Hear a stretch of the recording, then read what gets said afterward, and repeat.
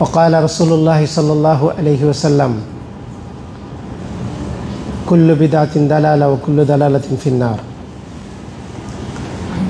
সমস্ত প্রশংসা, সমস্ত তারিফ মহান আল্লাহ সুবহানাহু ওয়া তাআলার, যে আল্লাহ সুবহানাহু ওয়া তাআলা আমাদেরকে এদেরকে দিনী পরিবেশে গুরুত্বপূর্ণ বিষয়ে কিছু কথা বলার এবং শোনার সুযোগ করে দিলেন। সেই মনিবের দরবারে শুকরিয়া আদায় করি, আলহামদুলিল্লাহ। সালাত এবং সালাম সর্বশেষ নবী মুহাম্মদ সাল্লাল্লাহু আলাইহি সাল্লামের উপর রহমত এবং করুণা বর্ষিত হোক। সাহাবায়ে কেরাম, তাবেঈন, তাবে তাবেঈন, আইম্মায়ে মুজতাহিদিন সহ কিয়ামত পর্যন্ত যারা দ্বীনে হকের উপর প্রতিষ্ঠিত তাদের উপর। আল্লাহ সুবহানাহু ওয়া তাআলা কুরআনুল কারীম সূরা আনকাবুতের শেষ আয়াতে আল্লাহ সুবহানাহু ওয়া তাআলা বলেন, ওয়াল্লাযীনা জাহাদু ফীনা লানাহদিয়ান্নাহুম সুবুলানা। যারা আল্লাহর পথে মুজাহিদা করবে, পরিশ্রম করবে, আত্মনিয়োগ করবে, আমি অবশ্যই তাদেরকে আমার পথে পরিচালিত করব। ওয়াল্লাযীনা জাহাদু ফীনা লানাহদিয়ান্নাহুম সুবুলানা। যারা চেষ্টা করবে আমি তাদেরকে আমার পথসমূহে পরিচালিত করব। তো আমাদেরকে দ্বীনের বিষয়ে চেষ্টা করতে হবে, মুজাহিদা করতে হবে, পরিশ্রম করতে হবে। আমরা জানি যে রাসূল সাল্লাল্লাহু আলাইহি সাল্লাম আমাদেরকে জানিয়ে দিয়েছেন যে আমাদের মৃত্যুর পরে আমাদেরকে একটা পরীক্ষা হবে। এই পরীক্ষার প্রশ্নপত্র আগে কি হয়ে গেছে? ফাঁস হয়ে গেছে, আগে প্রকাশিত হয়ে গেছে। যে প্রশ্নপত্র আগে ফাঁস হয়ে যায় সেটা সহজ পরীক্ষা হবে না কঠিন পরীক্ষা হবে? কঠিন পরীক্ষা, এটা সহজ পরীক্ষা না। মানে বোঝা যায় যে এই প্রশ্নপত্রের মধ্যে কোনো ফাঁক ফোকর আছে, যেটার কারণে আগে প্রশ্নপত্র ফাঁস হয়ে গেছে। এটা মুখস্থ করলে ফাঁস করা মানে যাবে না, ফাঁস মার্ক পাওয়া যাবে না, বের হয়ে আসা যাবে না। এই জন্য এটা আগে ফাঁস হয়ে গেছে, জানিয়ে দেওয়া হয়েছে জগৎবাসী।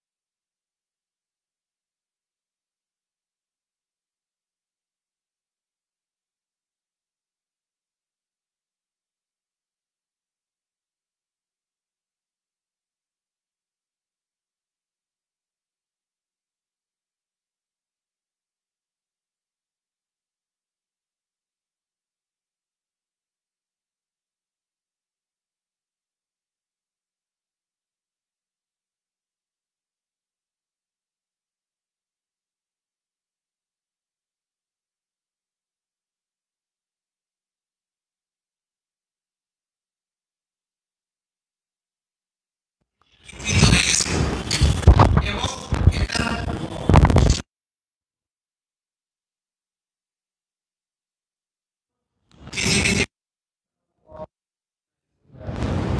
কোনো ভার্সনই বিদ্যমান নাই। হওয়ার আগ পর্যন্ত অথেন্টিকটা ছিল, কিন্তু পরবর্তীতে কী হয়েছে, পুরোটাই বিকৃত হয়ে গেছে, কোনো অথেন্টিক ছিল না।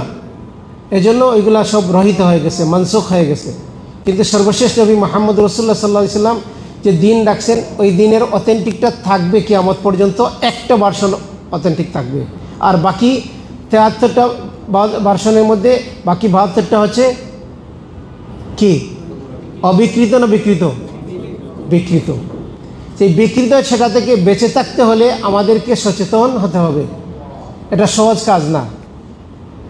এই যে অমাদিনুক প্রশ্ন করা হবে, মার রব্বুকা, অমাদিনুকা, মান নবিউকা, এই যে প্রশ্ন করা হবে, এই প্রশ্নগুলার আনসার দিতে হলে অথেন্টিক দিনের মধ্যে যারা থাকবে, অথেন্টিক বিশ্বাস, অথেন্টিক আমলের মধ্যে যারা থাকবে, বিশুদ্ধ আখলাকের উপরে যারা থাকবে, শুধুমাত্র তারাই সেই প্রশ্নের জবাব দিতে পারবে।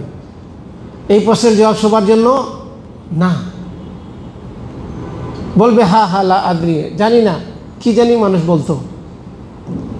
এজন্য এই অবিকৃত ইসলামের উপরে টিকে থাকলেই সে শুধুমাত্র জবাব দিতে পারবে, আর বিকৃত দিনের উপরে টিকে থাকলে সে জবাব দিতে পারবে না। এজন্য আপনি দেখবেন রাসূল সাল্লাল্লাহু আলাইহি সাল্লাম সবচেয়ে বেশি যে বিষয়ে উম্মাহকে সতর্ক করছেন, তার উম্মতকে সতর্ক করছেন, সেটা হচ্ছে বিকৃত দিন সম্পর্কে সচেতন করছেন।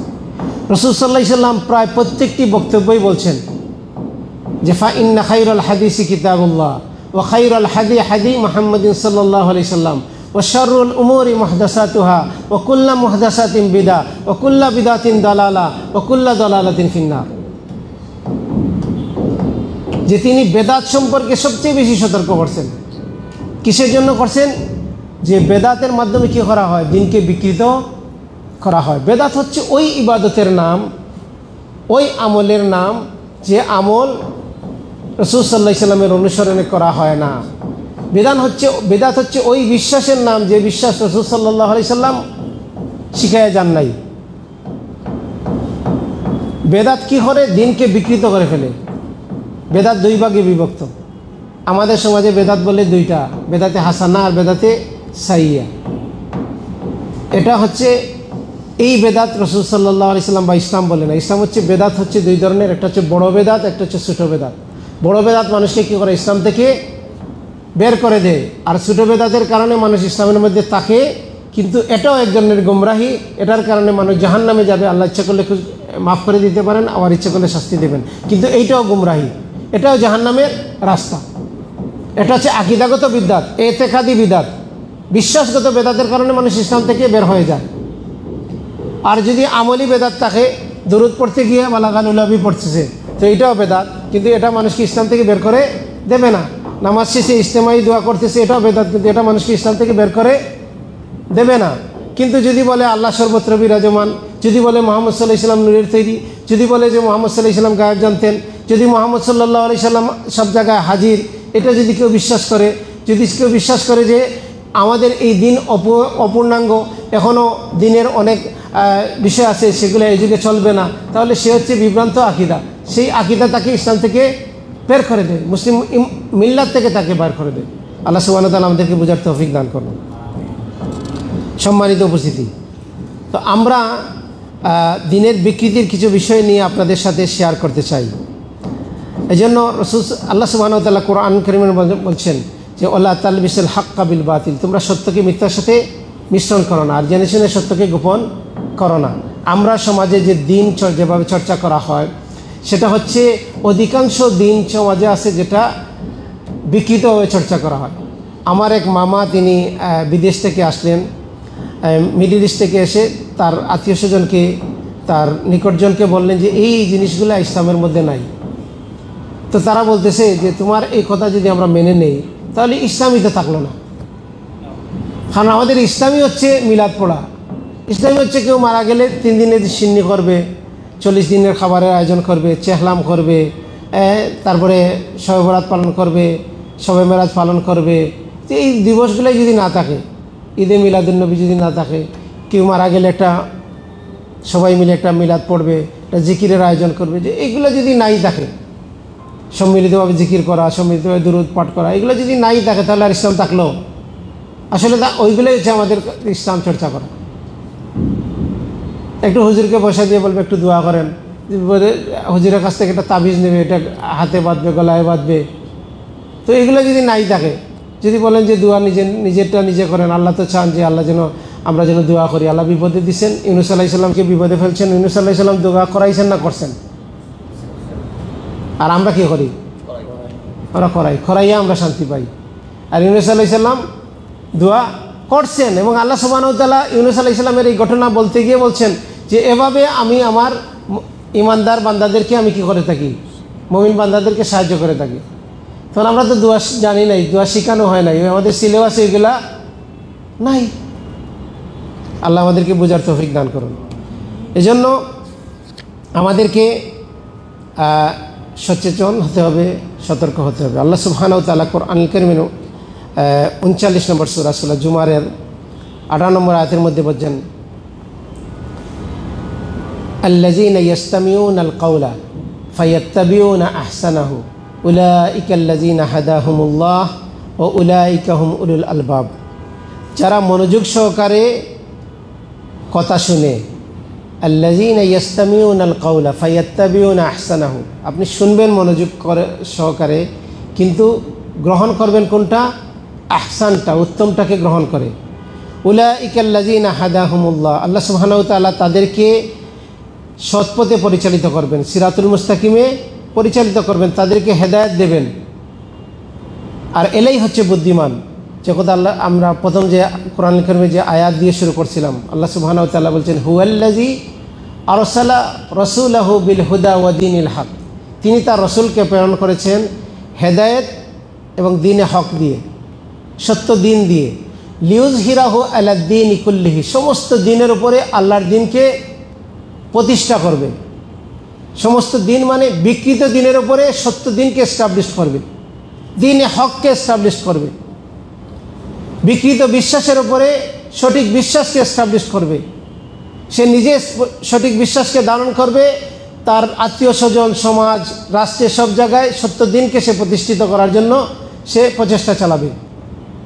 সে সত্য আমলকে গ্রহণ করবে, সে নিজেটা আমল করবে, এবং সমাজের ভ্রান্ত আমলের উপরে সেই সত্য আমলটাকে সে এস্টাবলিশ করার জন্য চেষ্টা করবে। যেন মুসলমান এরকম না যে শুধু নিজেই আমল করবে, নিজেই তার আকীদা বিশ্বাস নিয়ে বসে থাকবে, এরকম না। রাসূল সাল্লাল্লাহু আলাইহি সাল্লাম কি বলছেন? মান রাআ মিনকুম মুনকারান ফালিয়ুগাইয়িরু বিয়াদিহি ফাইন লাম ইয়াস্তাতি ফাবিলিসানিহি ফাইন লাম ইয়াস্তাতি ফাবিকলবিহি যালিকা আদাফুল ঈমান। সে যদি ইসলাম বিরোধী কোনো জিনিস দেখে, কোরআন সুন্নাহ বিরোধী কোনো জিনিস দেখে, তাহলে সে শক্তি দিয়ে পরিবর্তন করে দেয়। তার যদি শক্তি না থাকে, সে যদি রাষ্ট্রীয় দায়িত্বে না থাকে, সে যদি পরিবারের দায়িত্ব না থাকে, সে যদি সমাজের দায়িত্বে না থাকে, সে যদি প্রতিষ্ঠানের দায়িত্বে না থাকে, সে ওই স্ট্যাটাসে নাই যেখান থেকে যে শক্তি দিয়ে পরিবর্তন করবে, তাহলে সে কী করবে?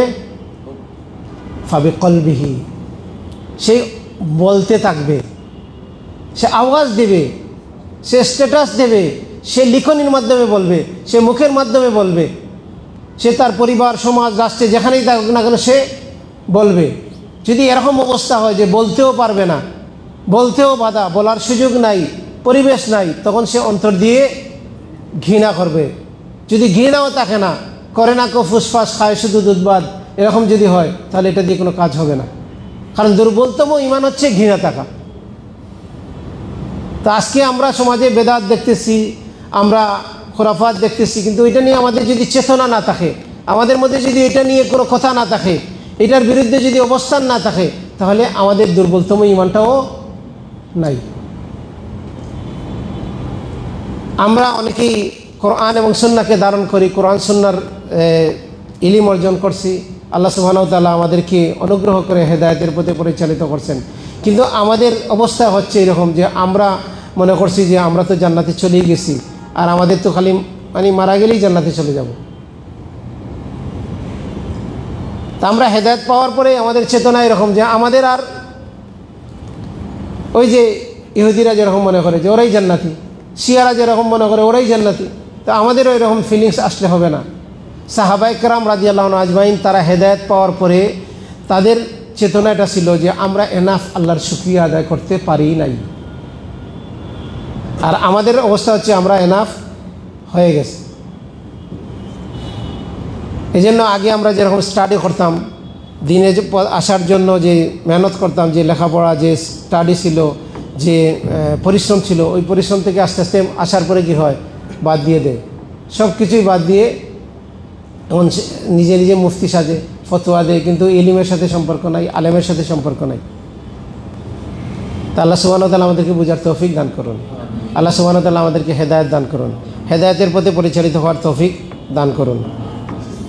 সম্মানিত উপস্থিতি, এই যে মুহাম্মদ রাসূলুল্লাহ সাল্লাল্লাহু আলাইহি সাল্লাম দুনিয়া থেকে বিদায় নিয়ে চলে গেলেন, তিনি বলে গেলেন উলামা ওয়ারাসাতুল আম্বিয়া, নবীওয়ালা কাজ তিনি রেখে গেলেন কাদের জন্য? আলেমরা এই দায়িত্ব পালন করবে। কোন সে আলেম? আল্লাহ সুবহানাহু ওয়া তাআলা বলছেন ফাসআলু আহলা যিকরি ইন কুনতুম লা তা'লামুন, তোমরা যেটা জানো না, যারা বিজ্ঞজনকে জিজ্ঞেস করো, জ্ঞানীদেরকে জিজ্ঞেস করো। তো আপনি জ্ঞানী কাকে জিজ্ঞেস করবেন? যে কোনো জ্ঞানীকে দেখলেই হবে না, যে কোনো আলেম মুহাদ্দিসকে দেখলেই হবে না, আপনাকে দেখতে হবে যে তিনি প্রকৃত রাসূল সাল্লাল্লাহু আলাইহি সাল্লামের উত্তরাধিকারী কি না। প্রকৃত উত্তরাধিকারী কে? যিনি রসুলের পথে পথ দেখান, যিনি কোরআন সুন্নাহর পথে পথ দেখান, যিনি মানুষকে ইসলামের দিকে আহ্বান করেন, কোনো দলের দিকে না, কোনো তরিকার দিকে না, কোনো ইজমের দিকে না। তিনি মানুষকে আহ্বান করেন ওমান আহসানু কাওলাম মিম্মান দাআ ইলাল্লাহ, তার চেয়ে উত্তম কার কথা যে মানুষকে আল্লাহর দিকে আহ্বান করে। তো একজন দাআ ইলাল্লাহ, একজন রাসূল সাল্লাল্লাহু আলাইহি সাল্লামের উত্তরাধিকারী ওয়ারাসাতুল আম্বিয়া, তিনি মানুষকে কোন দিকে ডাকবেন? আল্লাহর দিকে ডাকবেন, ইসলামের দিকে ডাকবেন, কোরআন সুন্নাহর দিকে আহ্বান করবেন। আর তিনি মানুষদেরকে কী করবেন? তিনি ওই পথ দেখাবেন যেই প্রাচীনতম পথ, যে পথের ওপর রাসূল সাল্লাল্লাহু আলাইহি সাল্লাম উম্মাহকে রেখে গেছেন, যে পথের অনুসারী ছিলেন সাহাবায়ে কেরাম রাদিয়াল্লাহু আনহু আজমাইন। দিনকে তাদের মতো করে বুঝতে হবে, তাদের মতো করে আমাদেরকে অনুসরণ করতে হবে। আল্লাহ সুবহানাহু ওয়া তাআলা আমাদেরকে বোঝার তৌফিক দান করুন। সম্মানিত উপস্থিতি, বিকৃত দিন চর্চা, আমরা দিনের বিকৃতি সম্পর্কে আমাদের যথেষ্ট জানাশোনা আছে, সোশ্যাল মিডিয়ার মাধ্যমে বিভিন্নভাবে আমরা জানি। আমাদের সমাজে রাসূল সাল্লাল্লাহু আলাইহি সাল্লাম কারোর সাথে দেখা হলে সালাম শিখিয়েছেন, কিন্তু আমাদের দেশে আসসালামু আলাইকুম বললে হয় না। আমাদের দেশে সমাজে প্রচলিত আছে যে কদমবুসি করতে হবে। চেনেন কদমবুসি কীভাবে করতে হয়? এটা কোথায় চর্চা আছে? এখনও হিন্দু আমাদের পার্শ্ববর্তী দেশে ওদের নাটক, সিনেমা, তাদের কালচার এগুলোতে আছে। তা আমাদের সমাজে এইটা আছে। আমাদের দেশে এটাকে ধারণ করে আছে কারা? আমাদের দেশের পীররা। পীরেদের দরবারে গেলে ওইটা দেখেন চর্চা আছে। এবং যেসব ফ্যামিলি ওই পীরপন্থী বা পীরেদের আদর্শকে ধারণ করে লালন করে, ওইসব পরিবারে এগুলা আছে। তো রাসূল সাল্লাল্লাহু আলাইহি ওয়াসাল্লাম একজন আরেকজনকে দেখা হলে, একজন মুসলমান আরেক মুসলমান দেখা হলে কী বলবে? সালাম করবে। তারপরে কী করবে? মুসাফা করবে। অনেক দিন পরে দেখা হলে মুআনাকা করবে, গলাগলি করবে। তো এটা হচ্ছে আমাদের সমাজে বিকৃত দিনচর্চার একটা উদাহরণ আপনাকে দিলাম। আপনি যদি যান হজের মধ্যে, উমরাতে যায় না বাংলাদেশ থেকে মানুষ গিয়ে দেখা যায় যে উমরা করতেই আসে, উমরা করতে আসে। কোথা থেকে গিয়ে উমরা করে? মসজিদে আয়েশা থেকে। ওইটা হচ্ছে তানঈম, এই জায়গার নাম হচ্ছে তানঈম। রাসূল সাল্লাল্লাহু, এটা হুদুদে হারামের সীমানার বাইরের একটা জায়গা। আয়েশা রাদিয়াল্লাহু আনহা যখন রাসূল সাল্লাল্লাহু আলাইহি সাল্লামের সাথে আসলেন হজ করতে, তখন তিনি ওনার পিরিয়ড শুরু হয়ে গেল, মাসিক শুরু হয়ে গেল, তিনি অপবিত্র হয়ে গেলেন। তখন তিনি উমরাটা করতে পারেন নাই। হজের বাকি আনুষ্ঠানিকতা করছেন, কিন্তু উমরা করতে পারেন নাই। কারণ উমরাটা হচ্ছে, তোয়াফ করাটা হচ্ছে সালাতের মতো। সালাতে কী করা যায়? কথা বলা যায় না, কিন্তু তোয়াফের মধ্যে কথা বলা যায়। কিন্তু তোয়াফটা হচ্ছে সালাতের মতোই। তো ওইটা করতে পারেন নাই, তিনি অপবিত্র। তখন তিনি যখন হজ শেষ হয়ে গেল, তিনি জানালেন যে আমি তো উমরা করি নাই। আর রাসূল সাল্লাল্লাহু আলাইহি সাল্লাম যখন এইটা বললেন, তখন রাসূল সাল্লাল্লাহু আলাইহি সাল্লাম তার ভাইকে বললেন, আব্দুর রহমানকে বললেন যে ওই জায়গায় নিয়ে যাও, ওই জায়গা থেকে ওনাকে এহরাম বেঁধে এসে যেন উমরা করে নেয়। তো আমাদের দেশে বাংলাদেশ থেকে পুরুষ যায়, বা আরব বিভিন্ন দেশ থেকে পুরুষরা যায়, পুরুষরা গিয়ে ওই জায়গা থেকে এহরাম বেঁধে এসে উমরা করে। এবং এক একজনের 10টা 12টা 15টা করতে আসে।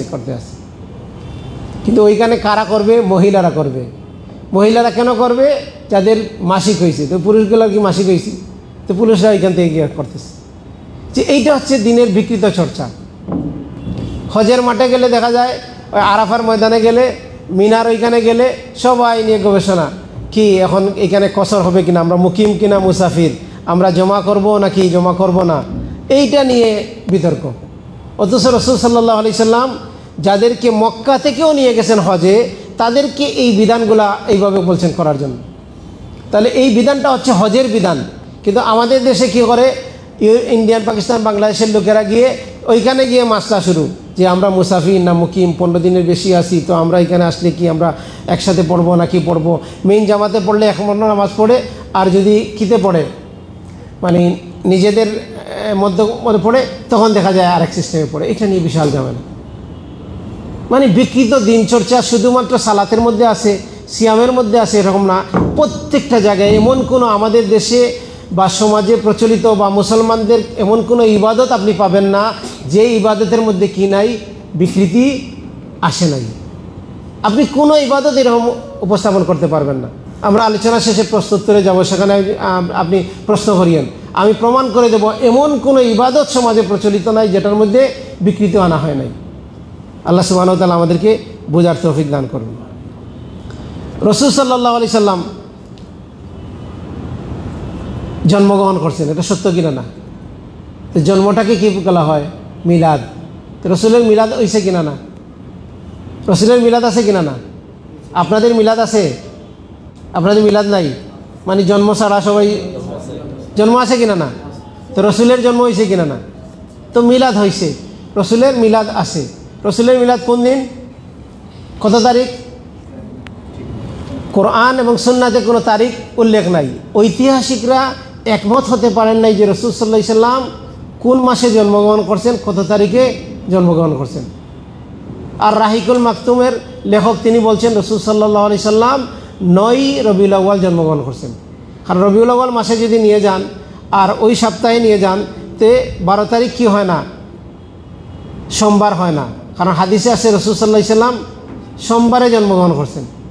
তো রাসূল সাল্লাল্লাহু আলাইহি সাল্লাম সোমবারে হলে 9 তারিখ।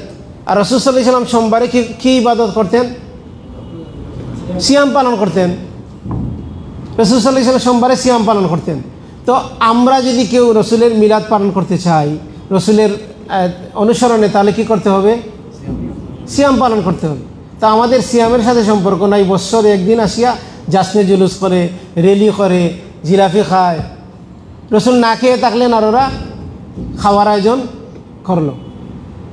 পীরের দরবার থেকে, বিভিন্ন খানকা থেকে এইরকম রসুলের মিলাদ পালন করতেছে। অথচ সাহাবায়ে কেরাম রাদিয়াল্লাহু আনহুম আজমাইন রাসূল সাল্লাল্লাহু আলাইহি সাল্লামের জন্য নির্দিষ্ট কোনো দিনে এরকম কিছু করেন নাই। ঈদ মানে হচ্ছে খুশি। রাসূল সাল্লাল্লাহু আলাইহি সাল্লাম বলছেন প্রত্যেক জাতির খুশির দিন আছে, ঈদের দিন আছে। আর আমাদের ঈদের দিন হচ্ছে 2টা, ঈদুল ফিতর, ঈদুল আযহা। আর আরেকটা সাপ্তাহিক ঈদের দিন, সেটা কি? জুমার দিন, ইয়াউমুল জুমা। তো রাসূল সাল্লাল্লাহু আলাইহি সাল্লাম খুশি দিলেন কিতে, যে বৎসরে 2 দিন, সপ্তাহে 1 দিন। আর রাসূল সাল্লাল্লাহু আলাইহি সাল্লামের জন্মদিন তিনি পালন করলেন সোমবারে, সিয়াম পালন করে। আর আমাদের দেশে সোমবারে সিয়ামের খবর নাই, বৎসরে 1 দিন জাসনে জুলুস করে। তো এটা প্রত্যেকটা জায়গায় এরকম আপনি পাবেন বিকৃতি। বিকৃতি শুধু যে ইবাদত বন্দেগীতে আসছে এরকম না, নামের মধ্যে আসছে। আরব দেশে থেকে ইসলাম যখন আমাদের দেশে আসে, ঢোকার সময় কিছু এরিয়া দিয়ে এসে ঢুকছে। আর ওই এরিয়াতেই বিকৃত হয়েছে। আমাদের দেশে আরব থেকে যখন দিন আসছে, দিন আসার সময়, এই দেশে আসার সময় একটা দেশ এসে ঢুকছে, সেটার নাম হচ্ছে পারস্য। পারস্যের বর্তমান নাম কি? ইরান হয়ে ঢুকছে, ইরান হয়ে এখানে আসছে। এবং ইরানিরা এইখানে আসি এই দেশে শাসন করছে, এই দেশে তারা ইসলাম চর্চা করছে। কিন্তু তাদের এই যে ইরানে আসার পরে দিনটা কি হয়ে গেছে? বিকৃত হয়ে গেছে। আর এই বিকৃত দিন চর্চা করছে মুঘলরা, এই বিকৃত দিন চর্চা করছে ব্রিটিশরা, এই বিকৃত দিন চর্চা হয়েছে, এখন পর্যন্ত বিকৃত দিন চর্চা হয়ে আসতেছে। বিকৃত দিন আরবে যেটা ছিল সালাত, আমাদের দেশে এটা কী হয়েছে? নামাজ। নাউনের পরিবর্তন হয়, নাউনের কোনো পরিবর্তন হয়, নামের কোনো পরিবর্তন হয়, কিন্তু দেখেন এখানে নামের পরিবর্তন হয়ে গেল। সিয়াম হয়ে গেল রোজা, আল্লাহ হয়ে গেল খোদা হয়ে গেল, শায়েখ হয়ে গেলেন পীর, শায়েখ কী হয়ে গেলেন? পীর হয়ে গেলেন। তারপরে সুন্নতি মোহর কী হয়ে গেল? বিয়ের মোহর দেয় সুন্নতি মোহর, আমাদের দেশে এটা কী বলে? ফাতেমি মোহর। কি বলে? সুন্নতি মোহর নাই, ফাতেমি মোহর। কারণ শিয়ারা ফাতেমা, ফাতেমা রাদিয়াল্লাহু আনহা কি বলে? মা ফাতেমা। আর আমাদের মাকে উম্মাহাতুল মুমিনিন, রাসূল সাল্লাল্লাহু আলাইহি সাল্লামের বিবিগণ আমাদের মা, আর শিয়াদের মা হচ্ছে ফাতেমা। এই জন্য আমাদের দেশে অনেকেই বলে মা ফাতেমা। আমাদের দেশে আল্লাহর নাম নিলে শক্তি পায় না, কার নাম নিলে শক্তি পায়? আলীর নাম নিলে শক্তি পায়। এটা কাদের থেকে আসছে? এই শিয়াদের। এই যে নবাব, এই যে নবাব, এই আপনাদের লালবাগের কেল্লা আছে না, এই নবাব বাড়ি আছে না, এই যে নবাবরা, এগুলো হচ্ছে নবাবরা হচ্ছে শিয়া। কেউ শিয়া ছিল আর নাইলে শিয়ার দ্বারা প্রভাবিত ছিল। এই জন্য যেখানে নবাবরা শাসন করছে, শাসন করছে, এই লালবাগের কিল্লাতে যান না, এখনও তো আছে, পরিবিবির মাজার আছে, তারপরে কবর কেন্দ্রিক যে দিন চর্চা, এগুলার যে ইসলামের হচ্ছে কবর। রাসূল সাল্লাল্লাহু আলাইহি সাল্লাম বলছে কবর জিয়ারত করো। আমি তোমাদেরকে আগে নিষেধ করছিলাম, এখন কবর জিয়ারত করো। কবর জিয়ারত করলে কি হবে? মৃত্যুর কথা স্মরণ আসবে। আর আমাদের দেশে কবরে গেলে গাঁজা খাইতে মনে হয়, নাচতে মনে হয়, ড্যান্স দিতে মনে হয়, গান বাজনা, গাজার আসর, মদের আসর, নারীরা নৃত্য করতেছে, উরুস হচ্ছে, এগুলো হচ্ছে আমাদের কবর কেন্দ্রিক। অথচ কবর এখানে গেলে মৃত্যুর কথা স্মরণ আসবে, ওইখানে ওরা গেলে লাফায়। যে এই যে কবর কেন্দ্রিক, কবরটাকে আরবে ছিল কবর, আমাদের দেশে কী হয়েছে? মাজার। এগুলো হচ্ছে প্রত্যেকটা জায়গায় দিনকে বিকৃত করা হয়েছে, এবং বিকৃত দিন চর্চা আমাদের দেশে চলছে, যুগ যুগ ধরে এটা চর্চা করে হয়ে আসতেছে। সম্মানিত উপস্থিতি, আপনি যদি দেখেন যে ইসলাম হচ্ছে পূর্ণাঙ্গ জীবন ব্যবস্থা। কেউ যদি মনে করে যে ইসলাম অপূর্ণাঙ্গ, কমপ্লিট না, এই যুগে চলবে না, তাহলে সে কি সঠিক আকীদার অনুসারী, সহি আকীদার অনুসারী? সহি আকীদার লোকেরা আছে না, সেকুলারিস্ট, ন্যাশনালিস্ট, ডেমোক্রেটিস্ট আছে না,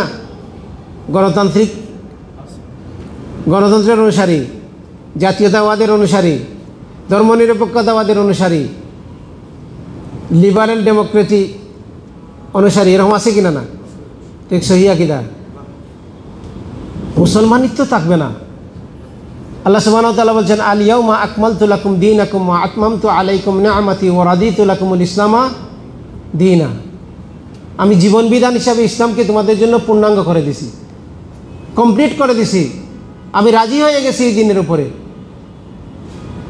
সেই কমপ্লিট দিন, পূর্ণাঙ্গ দিন, আজকে মুসলমানরা দাড়ি টুপি রাখে, নামাজের প্রথম রাকাতে থাকে, কিন্তু সে দিনকে কমপ্লিট পূর্ণাঙ্গ মনে করে না। সে মনে করে যে রাষ্ট্র শাসন করতে হলে আমার ধর্মনিরপেক্ষতা লাগবে। ধর্মনিরপেক্ষতা ইসলামের, আমাদের দেশে অনেক মুসলমান আছে, নামাজি আছে, হাজি গাজি আছে, তারা মনে করে ধর্মনিরপেক্ষতার সাথে ইসলামের কোনো কন্ট্রাডিক্ট নাই, জাতীয়তাবাদের সাথে ইসলামের কোনো বিরোধ নাই, গণতন্ত্রের সাথে ইসলামের কোনো বিরোধ নাই, মানবরচিত মতবাদের সাথে ইসলামের কোনো বিরোধ নাই। তো এটা যদি কেউ মনে করে যে বিরোধ নাই, তাহলে তার আকীদা কি ঠিক আছে? তার অ্যাক্টিভিটিস কি ঠিক আছে? তাকে আবার নতুন করে ঈমান আনতে হবে, নতুন করে ইসলামের মধ্যে আসতে হবে। কারণ দিন ঈমান ভঙ্গকারী বিষয়, ইসলাম ভঙ্গকারী বিষয়ের মধ্যে একটা বিষয় হচ্ছে যদি কেউ মনে করে দিন অপূর্ণাঙ্গ, কেউ যদি মনে করে দিন এই যুগে চলবে না, মুহাম্মদ রাসূলুল্লাহ সাল্লাল্লাহু আলাইহি ওয়াসাল্লাম যে দিন নিয়ে আসছেন, এই দিন এই যুগে চলবে না, বা দিনের কোনো বিষয় নিয়ে যদি ঠাট্টা মস্করা করে, দিনের যে কোনো একটা বিধান, অখাট্যভাবে প্রমাণিত কোনো বিধানকে নিয়ে যদি কেউ পর্দাকে নিয়ে কটাক্ষ করে, কেউ যে ইসলামের বিধিবিধান আছে, রজম করার কথা, ইসলামের বিধান হচ্ছে কেসাসের কথা, এগুলো যদি মনে করে যে এই যুগে চলবে না, কেউ যদি মনে করে যে ইসলাম যে নারী এবং পুরুষের সম্পদের যে বন্টন করে দিয়েছে ভাই এবং বোনের মধ্যে, এটা যদি মনে করে যে এটা কি না, জাস্টিস না, এটাখানে ইসলাম ন্যায় বিচার করে নাই, এটা যদি কেউ মনে করে তাহলে তার কি হবে? ঈমান থাকবে না। মনে করলেই ঈমান থাকবে না। এখানে ফ্রিডম অফ স্পিচের কোনো সুযোগ নাই, এখানে আমার বাক স্বাধীনতার, এখানে আমার চিন্তার স্বাধীনতার কোনো সুযোগ নাই। ইসলাম মানেই হচ্ছে আত্মসমর্পণ করা, নিজেকে সমর্পণ করে দেওয়া। যদি আপনি ইসলামের কাছে সমর্পণ করতে পারেন নাই, ইসলামকে কমপ্লিট মনে করতে পারেন নাই, আমি যদি মনে করি তাহলে আমি এখনও ইসলামে গ্রহণ করতেই পারি নাই। ইসলামকে আমাদের গ্রহণ করা এখন ঠিকমতো হয় নাই। আবার নতুন করে ইসলামকে বুঝতে হবে, জানতে হবে, গ্রহণ করতে হবে, ঈমানটাকে আবার সংশোধন করতে হবে। আল্লাহ সুবহানাহু ওয়া তাআলা আমাদেরকে বোঝার তৌফিক দান করুন। সম্মানিত উপস্থিতি, এজন্য আমাদের দেশে দেখবেন যে মানুষ এই তো সামনে এখন তো রাজনৈতিক সবসময় আমরা রাজনীতি সচেতন, রাজনীতি নিয়ে আমরা সবসময় একটু অ্যালার্ট থাকি। Facebook, internet, media, social media, তারপরে ইলেকট্রনিক মিডিয়া, এগুলো নিয়ে সবসময় রাজনীতিক সচেতন। দেখবেন যে তার ঘরের খবর বলতে পারে না, কিন্তু পলিটিক্যাল খবর ঠিকই বলতে পারে। তো এটা নিয়ে আমাদের ঘুম নাই, পেরেশানি কত। আর আমাদের পলিটিশিয়ানরা দেখছেন না, মারামারি করতেছে, কামড়াকামড়ি করতেছে যে জনগণের সেবা করবে। কি একটা আমরা দেশে বসবাস করি যে আমাদের লিডাররা তারা এত পরিশ্রম করতেছে, একজন আরেকজনকে হত্যা করতেছে, একজন আরেকজনকে মারতেছে, একজন আরেকজনকে দৌড়াচ্ছে, একজন লাঠি দিয়ে দৌড়াদৌড়ি করতেছে। কিসের জন্য? আমাদের সেবা করবে। আমরাও মনে করতেছি যে এই যে মৃত্যুকরা, এই যে বদমাইশরা, এই যে নামাজহীন যারা জীবন কাটে, ইসলামবিহীন জীবন কাটে, তাদের পুরো জীবনটাই হচ্ছে কীভাবে ক্ষমতায় যাবে এগুলো নিয়ে চিন্তা করবে। এই যে সুদখোর, ঘুষখোর, এই যে চাঁদাবাজরা, আমরা তাদের কথা বিশ্বাস করি। আমরা ভুলে যাই যে কতদিন আগে যে দুর্নীতিতে কত নম্বর ছিল, কি করছে, এগুলো আমরা ভুলে যাই এবং আমরা ওদেরকে বিশ্বাস করি এবং আমরা ওদের পেছনে অমুকের চরিত্র ফুলের মতো পবিত্র, নামাজ নাই এক ওয়াক্ত, আমরা মিছিল দিচ্ছি। এই জন্য এই যে মুসলমান ইলেকশন আসলে, জাতীয় কোনো ইস্যু আসলে দেখবেন যে মুসলমানের রূপ ধারণ করে। কেউ তসবি নেয়, কেউ হিজাব মেকআপ লাগায়, কেউ টুপি পরে, নামাজের সময় নামাজে চলে আসে, কিন্তু অজু করতে জানে না। আর নামাজ পড়তে দেখলেন রুকু সিজদা ঠিক মতো দিতে পারতেছে না। আমাদের দেশে সাধারণ মানুষই এরকম। এটার সংশোধন আপনি বিল্ডিংয়ের উপর থেকে তো হবে না, ছাদ আগে দিতে হবে না, ফাউন্ডেশন আগে দিতে হবে। এবার আমরা মনে করি যে আগে ফাউন্ডেশন ঠিক হয়ে গেলে ওরা আমাদেরকে বোঝায় যায়, আমরা যদি উপর থেকে ঠিক হয়ে যাই তারপর নিচকালা ঠিক হয়ে যাবে। কিন্তু যে লিডাররা আজকে রাজনীতি করতেছে, যারা মন্ত্রী মিনিস্টার হচ্ছে, ওরা তো ওই টুকাই থেকে শুরু করে চাঁদাবাজি করতে করতে করতে করতে করতে করতে দুর্নীতি এগুলো করতে করতে করতে ওই জায়গায় গেছে। তো ওই জায়গায় গেলে সে নিজেকে কন্ট্রোল করবে কীভাবে? সে তার নেতা কর্মীদেরকে কন্ট্রোল করবে কীভাবে? সে তো ওইভাবে তৈরি হয়েছে। এই জন্য নবী এবং রসুলরা আসিয়া প্রথমে কী করছেন? গাছের গুড়ায় পানি ঢালছেন না, মাথায় দিচ্ছেন গুড়া। আসিয়া মানুষের মৌলিক বিশ্বাস পরিবর্তন করতে চাইছেন, আল্লাহর ভীতি মানুষের অন্তরে ঢুকাইতে চাইছেন। রাসূল সাল্লাল্লাহু আলাইহি সাল্লাম মক্কাতে ছিলেন, ওনাকে ক্ষমতা দিতে চাইছিল, দিতে চায় নাই, অফার করছে, তিনি নেন নাই।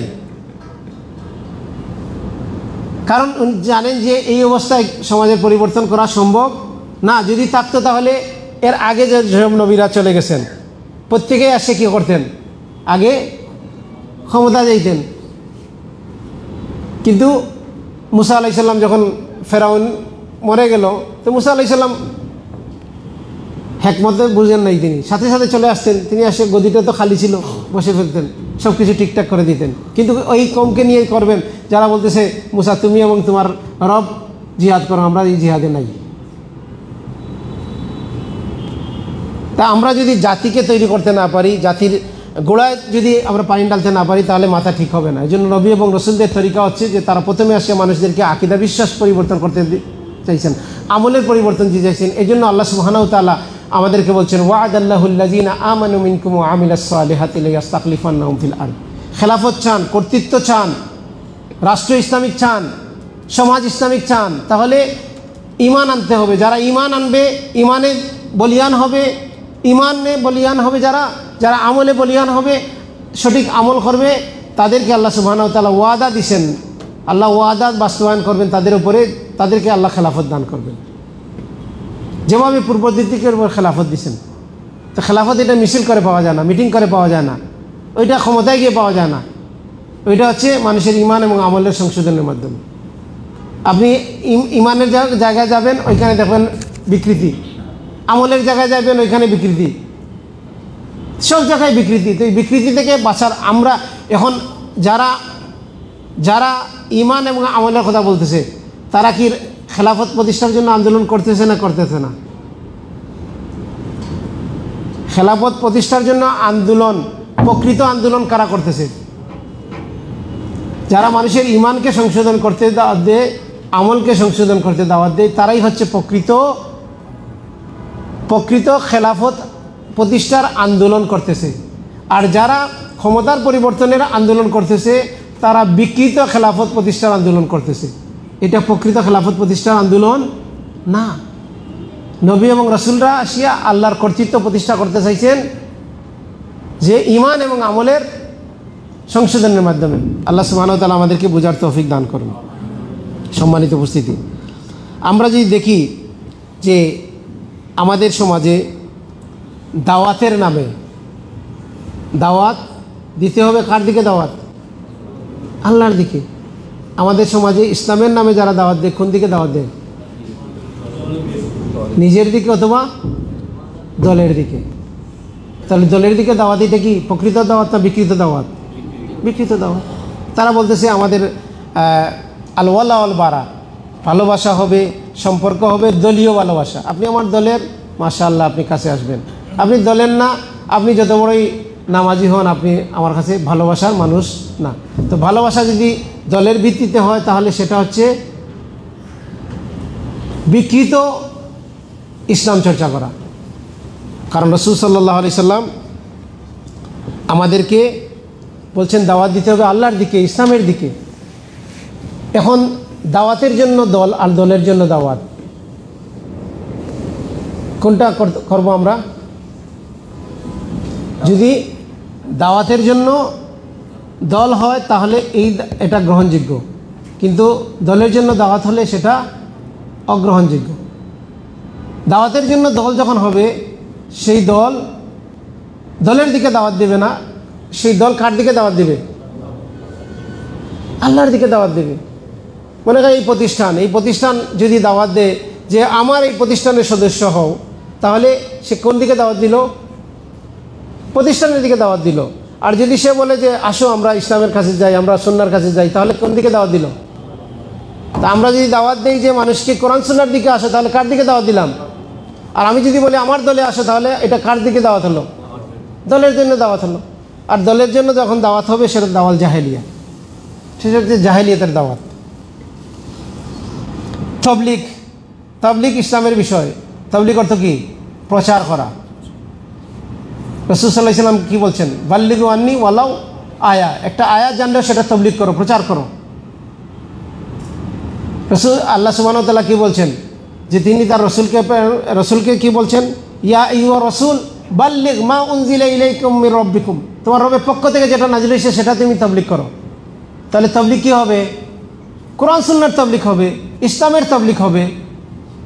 কিন্তু আপনি আপনার দলীয় বইয়ের তাবলীগ করবেন, দলের মতো করে ইসলাম প্রচার করবেন। কারণ এই সমাজে কোরআন এবং সুন্নাহকে অর্থের বিকৃতি করা হয়েছে, ব্যাখ্যার বিকৃতি করা হয়েছে, এবং এইগুলা দিয়ে বিভিন্ন দলে বিভক্ত হয়ে গেছে মানুষ, আর সেইগুলোর তাবলীগ করতেছে।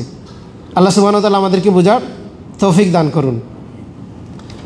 আমাদের দেশে শুধু যে এইগুলাতে না, প্রত্যেকটা ক্ষেত্রে আপনি যদি যান, শহীদ আমাদের দেশে দেখবেন, হিন্দু এটাও শহীদ, মুসলমানে মারামারি করে শহীদও হয়ে যায়, আবার গাজীও হয়ে যায়।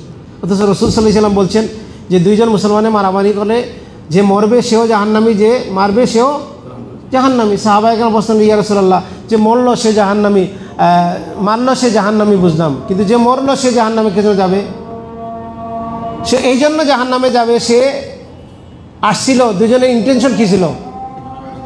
ইন্টেনশন এক ছিল, কিন্তু একজন হারছে আর একজন জিতছে। তা আল্লাহ আমাদেরকে বোঝার তৌফিক দান করুন। আপনি যদি জান যে জিহাদের ব্যাপারে, জিহাদ ইসলামের একটা ইবাদত, ইবাদত কিনা না? ভয় পাচ্ছেন জিহাদের কথা শুনে? জিহাদ ইসলামের ইবাদত। জিহাদ করার জন্য প্রত্যেকটা মুমিন প্রস্তুত থাকতে হবে। কিন্তু জিহাদের নামে বাড়াবাড়ি করা, কেউ বুটকে জিহাদ বলতেছে, কেউ ক্ষমতায়নকে জিহাদ বলতেছে, কেউ হরতাল ধর্মঘটকে জিহাদ বলতেছে, কেউ মারামারি, নিজেদের মধ্যে মুসলমানে মারামারি করাকেও জিহাদ হিসাবে আখ্যায়িত করতেছে, কেউ মুসলিম শাসকের বিরুদ্ধে, ফাসেক শাসকের বিরুদ্ধে জিহাদ করতেছে। অথচ জিহাদ হবে কাফেরদের বিরুদ্ধে, এবং জিহাদ হবে কিয়ামত পর্যন্ত জিহাদ থাকবে, এবং জিহাদটা হবে একজন আমিরের তত্ত্বাবধানে হবে, শাসকের তত্ত্বাবধানে হবে। যে চুরের হাত কাটতে পারে সেই জিহাদের ঘোষণা দিতে পারে। আমাদের দেশে অনেক হুজুর আছে, এক হুজুর একবার জিহাদের ঘোষণা দিছিল, দেওয়ার পরে সে নিজেই বাঁকছে, সে ওই জায়গায় যায় না, কারণ ওই জায়গায় গেলে পুলিশ অ্যারেস্ট করবে তাকে। তো সেই জিহাদের ময়দান থেকে পলায়ন করছে। তো জিহাদ কি 1400 বছরের ইসলামের ইতিহাসে কখনো কোনো আলেম কি জিহাদের ঘোষণা দিছে? এটা বিকৃত জিহাদ। আলেমরা যখন জিহাদের ঘোষণা দেবে, সে জিহাদের জন্য উদ্বুদ্ধ করবে মানুষকে, জিহাদের ফজিলত বলবে, জিহাদের কথা বলবে, জিহাদে ইসলামের একটা ইবাদত সেটা জানাবে।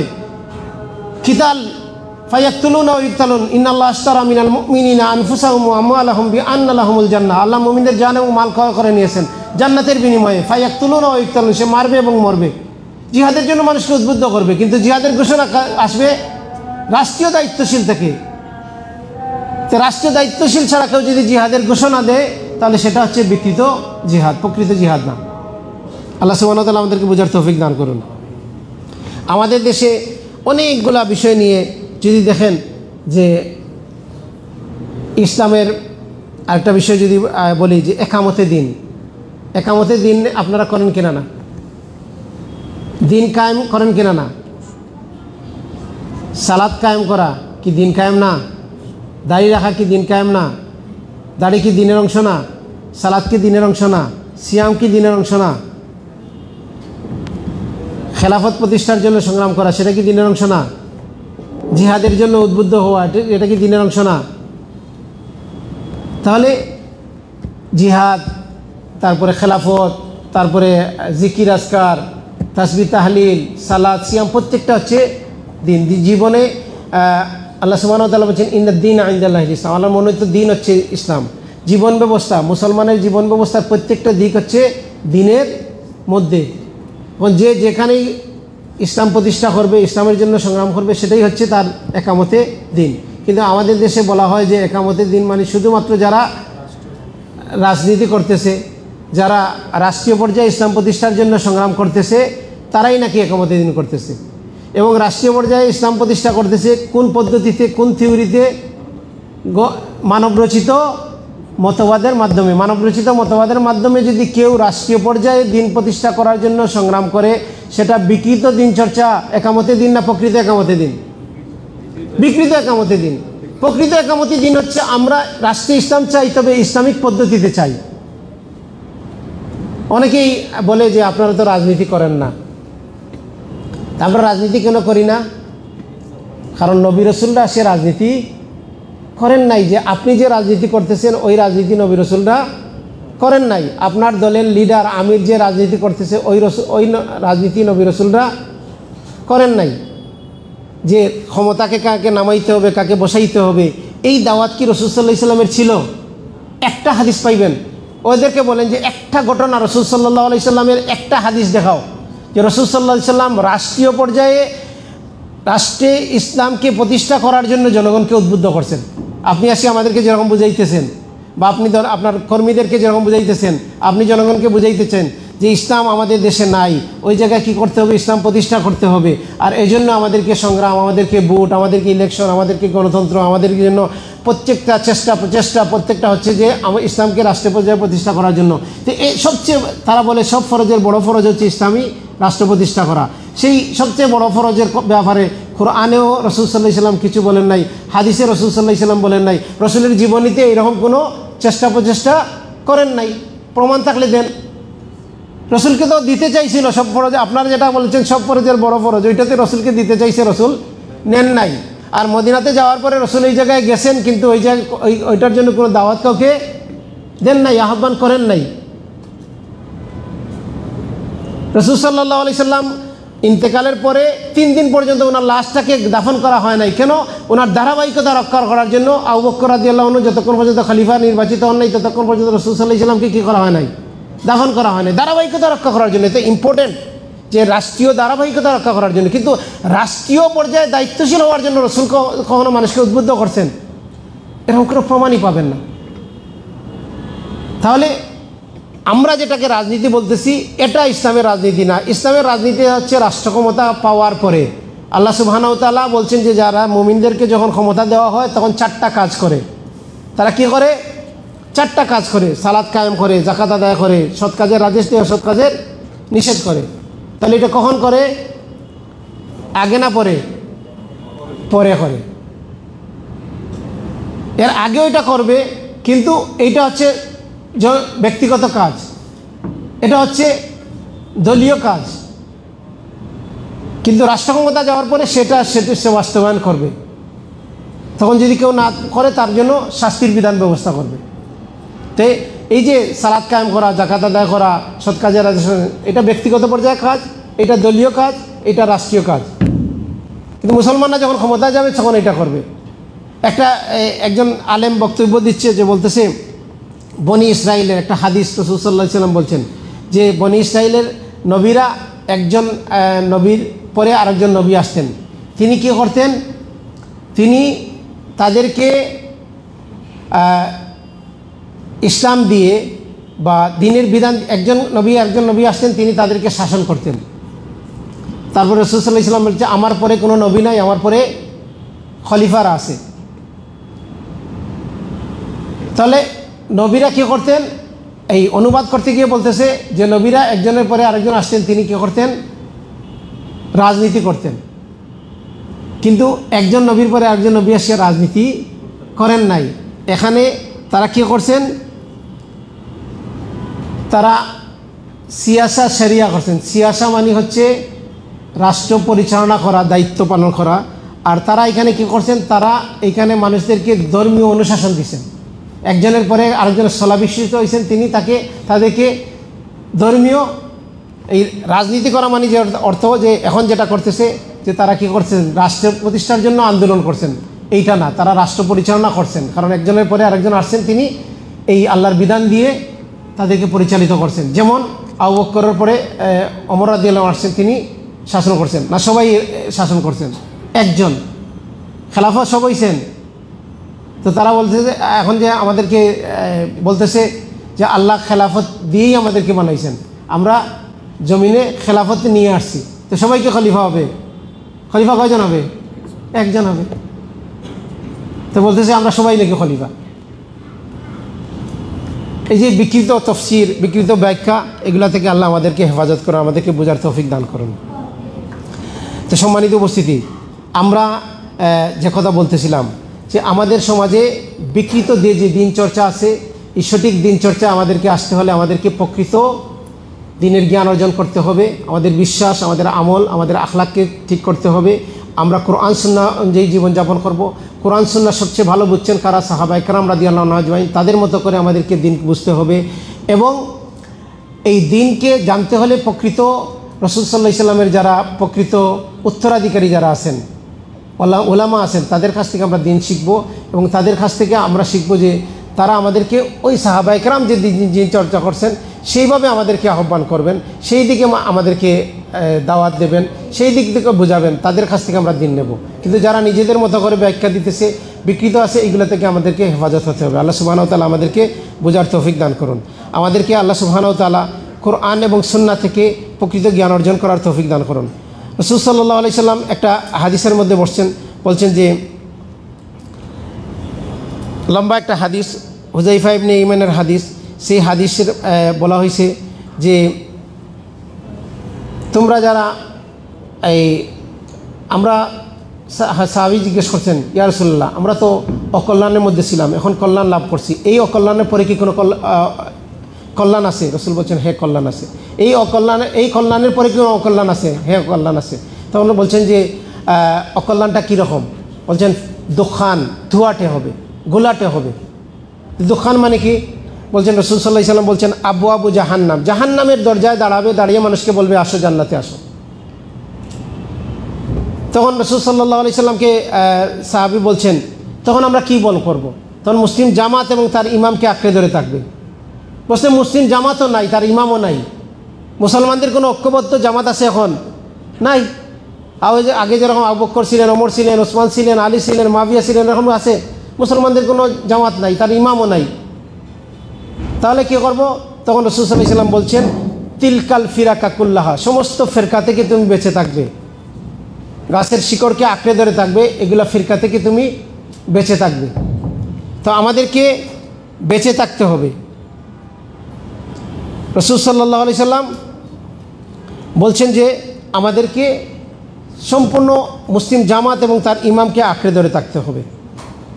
আমাদেরকে কোরআন সুন্নাহকে আঁকড়ে ধরতে হবে, যেটা আল্লাহ সুবহানাহু ওয়া তাআলা কোরআন কারীমের মধ্যে বলছেন ওয়াতাসিমু বিহাবলিল্লাহি জামিআ ওয়ালা তাফাররাকু, তোমরা ঐক্যবদ্ধভাবে আল্লাহর রজ্জুকে ধারণ করো, তোমরা কি হয় না, বিভক্ত হয় না। তা আল্লাহর রজ্জু মানে কি? এখানে বলছেন হাবলুল্লাহ, আর আমাদের দেশে হাবলুল্লাহর জায়গায় নিয়ে প্রত্যেকে বসাইছে কি? আবদুল্লাহ। আবদুল্লাহ আর হাবলুল্লাহর মধ্যে পার্থক্য কি?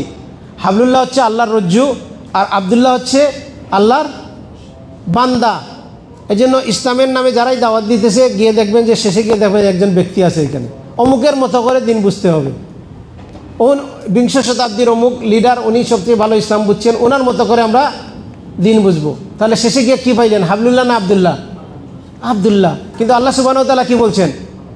হাবলুল্লাহ, আল্লাহর রজ্জুকে কোরআন সুন্নাহকে আঁকড়ে ধরা করার জন্য এবং ঐক্যবদ্ধ হওয়ার জন্য। আল্লাহ সুবহানাহু ওয়া তাআলা আমাদেরকে কোরআন সুন্নাহর মর্মমূলে ঐক্যবদ্ধ হওয়ার তৌফিক দান করুন। বিকৃত ইসলাম চর্চা থেকে আল্লাহ আমাদেরকে হেফাজত করুন। ওয়াসাল্লাল্লাহু আলা নবিয়িনা মুহাম্মদ ওয়া আলা আলিহি ওয়া আসহাবিহি ওয়া সাল্লাম। সুবহানাকা আল্লাহুম্মা বিহামদিকা আশহাদু আল্লা ইলাহা ইল্লা আনতা আস্তাগফিরুকা ওয়া আতুবু ইলাইক। কারো কোনো প্রশ্ন আছে?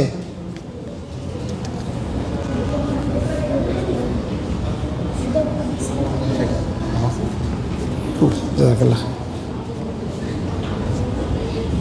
আসসালামু আলাইকুম রহমতুল্লাহ। বাংলাদেশের সমস্ত সালাফদের মধ্যে নাকি দেহবাদী আকিদা আছে, এটা একজন মুফতি বলতেছে জোরালোভাবে। এখন তার ব্যাপারে হুকুম কি হবে? তার ব্যাপারে হুকুম কি হবে? দেহবাদী আকিদা মানে সে দেহবাদী আকিদা কি ওইটা বুঝে না। যে বলতেছে যে আল্লাহ সুবহানাহু ওয়া তাআলা তার যে সিফাতগুলা কোরআন কারিমে বর্ণনা করছেন, আমরা সেগুলাকে বিশ্বাস করি। কীভাবে বিশ্বাস করি? কামা হুয়া বি আসমাইহি ও সিফাতিহি, তিনি যেভাবে তার নাম এবং গুণাবলিতে বিদ্যমান আছেন। আল্লাহ সুবহানাহু ওয়া তাআলা তার সিফত বলছেন, যে আল্লাহ সুবহানাহু ওয়া তাআলার হাতের কথা বলছেন, আল্লাহ শুনেন বলছেন, আল্লাহ দেখেন বলছেন। তো এগুলা আল্লাহ সুবহানাহু ওয়া তাআলা বলছেন, আমরা বিশ্বাস করি আল্লাহ দেখেন, তবে আল্লাহর দেখা আল্লাহর মতো না, আল্লাহ শোনা আল্লাহর মতো না। আল্লাহর হাত হচ্ছে আল্লাহর একটা সিফাত, এটা কোনো শরীর না, এটা দেহবাদী আকিদার মতো আমরা বিশ্বাস করি না। লাইসা কামিসলি শাইউন, আমরা সেটা কোনো মিসাল দেই না। মিসাল দিলে তখন হচ্ছে দেহবাদী। তা আমাদের যদি কেউ দেহবাদী মানে সে যদি আল্লাহর সিফাতকে দেহর সাথে কেউ যদি মিলাইয়া থাকে তাহলে সেই ব্যক্তির দোষ। কিন্তু এই মানহাজে এটা কখনো শিখায় নাই যে আপনি আল্লাহকে একটা অবয়ব দেবেন। এটা যেরকম হিন্দুরা দেয়, যেরকম পত্তলিকরা দেয়, ওই রকম দেয় না কেউ। সেই জন্য দেহবাদী আকিদা যে তারা দিছে, এটা অপবাদ দিতেছে মানে আমাদেরকে, সালাফি মানহাজের আলেমদেরকে বা সালাফি মানহাজের লোকদেরকে অপবাদ দিতেছে। আল্লাহ সুবহানাহু ওয়া তাআলা এদেরকে হেফাজত করুন। এবং এর হুকুম কী হবে এই ব্যাপারে বিজ্ঞ উলামায়ে কেরামরা বলবেন। হ্যাঁ, তাদের সাথে এই বিষয়ে আপনারা কি করে নেবেন।